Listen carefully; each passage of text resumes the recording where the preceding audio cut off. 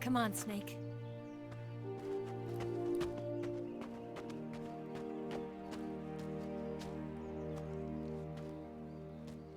We made it.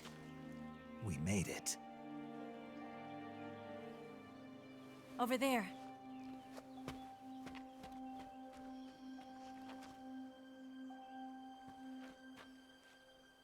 It's the boss, isn't it? I'll go get the wig ready to take off. Right. I'll leave you two alone. But come back in one piece, okay?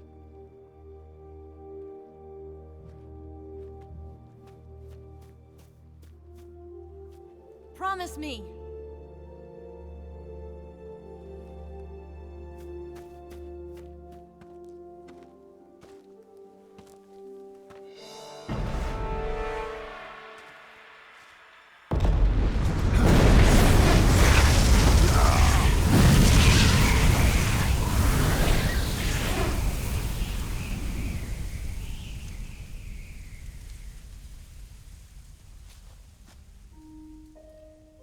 Life's end. Isn't it beautiful? It's almost tragic. When life ends, it gives off a final lingering aroma.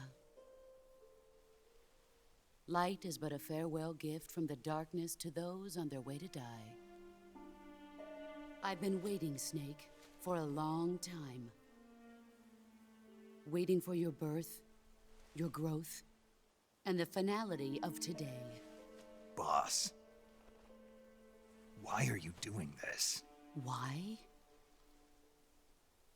To make the world one again. The world used to be whole. But with the end of the Second World War, the philosophers began to fight amongst themselves, and the world was torn apart.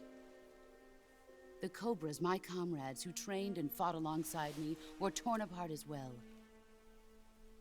The foibles of politics and the march of time can turn friends into enemies just as easily as the wind changes. Ridiculous, isn't it? Yesterday's ally becomes today's opposition. And this Cold War? Think back. When I was leading the Cobras, America and Russia were fighting together. Now, consider whether America and Russia will still be enemies in the 21st century. Somehow I doubt it. Enemies change along with the times, the flow of the ages, and we soldiers are forced to play along. I didn't raise you and shape you into the man you are today just so we could face each other in battle. A soldier's skills aren't meant to be used to hurt friends. So then what is an enemy? Is there such a thing as an absolute timeless enemy? There is no such thing, and never has been. And the reason is that our enemies are human beings like us. They can only be our enemies in relative terms. The world must be made whole again. The philosophers must be reunited. I will devote my skills to that purpose. And with the Colonel's money, I will achieve that end. Just as I once created the Cobras. They are my family. I may no longer be able to bear children, but I still have a family. It was November 1st, 1951. I was in the Nevada desert participating in atomic testing. The name Nevada is derived from Spanish, covered in snow, white as snow. And snow is exactly what I saw in that Nevada desert.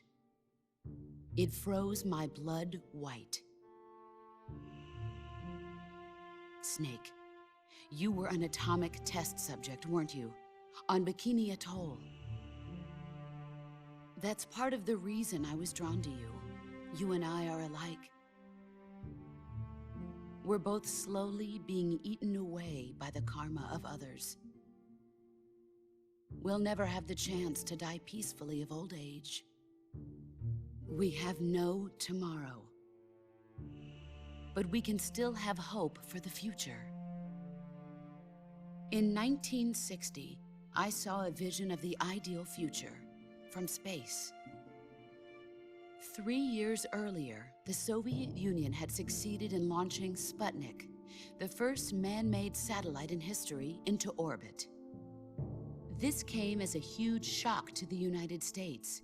In response, America threw everything it had into its own manned spaceflight project, the Mercury program.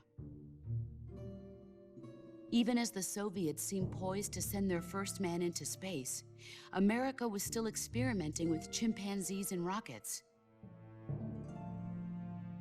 The government wanted human data. So they secretly decided to send a human being into space. I was the one they chose. At the time, they didn't have the technology to block out cosmic rays, and whoever they sent up would inevitably be exposed to heavy radiation. That's why they chose me. After all, I'd already been irradiated once. Of course, you won't find any of this in the history books. I could see the planet as it appeared from space. That's when it finally hit me. Space exploration is nothing but another game in the power struggle between the US and the USSR. Politics, economics, the arms race, they're all just arenas for meaningless competition. I'm sure you can see that, but the Earth itself has no boundaries. No East, no West, no Cold War. And the irony of it is, the United States and the Soviet Union are spending billions on their space programs and the missile race, only to arrive at the same conclusion. In the 21st century, everyone will be able to see that we are all just inhabitants of a little celestial body called Earth. A world without communism or capitalism, that is the world I wanted to see. But reality continued to betray me. In 1961, I was sent to Cuba, to Bahia de Cochinos. It was part of a CIA-sponsored invasion under the guise of taking Cuban exiles back to their country. But the US government betrayed them. Our weak-kneed president held back their air support. Defenseless, the exiles were annihilated by the Cuban army. All I could do was watch in silence. I was set up by the very country I'd sacrificed so much for, by the very government I dedicated my life to defending. I was driven from the surface world, and I went underground.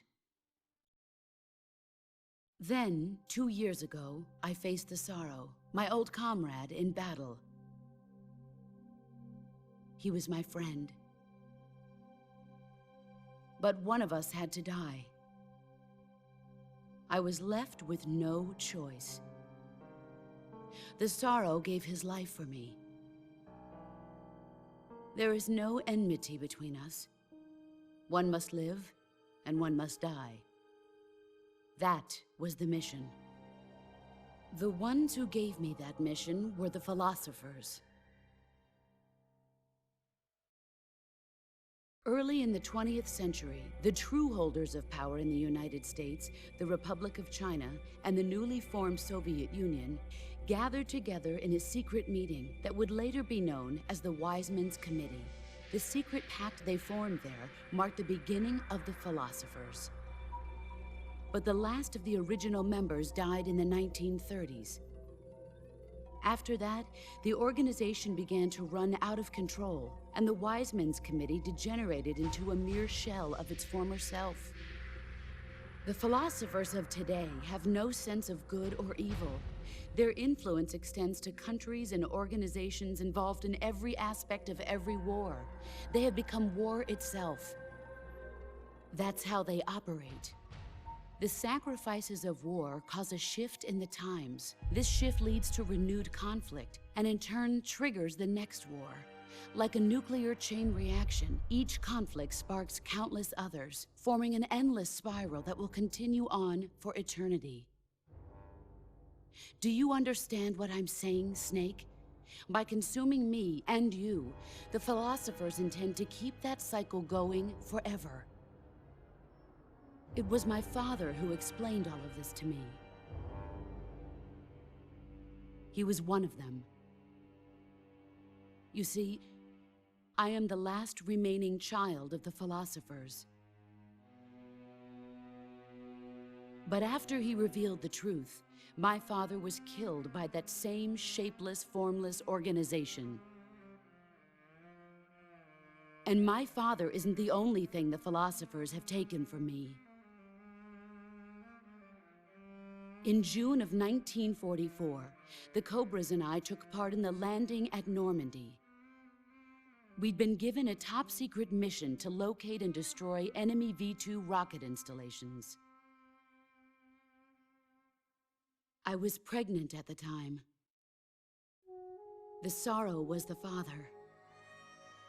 I gave birth on the field of battle. A beautiful baby boy. But my child was snatched away from me by the philosophers.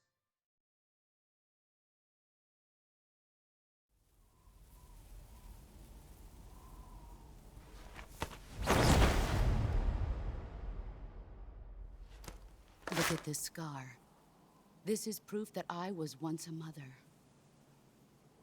I gave up my body and my child for my country. There is nothing left inside me now. Nothing at all. No hatred, not even regret. And yet sometimes at night, I can still feel the pain creeping up inside me, slithering through my body like a snake.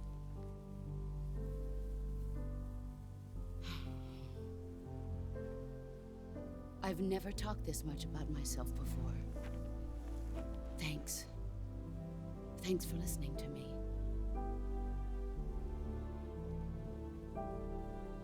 I feel content.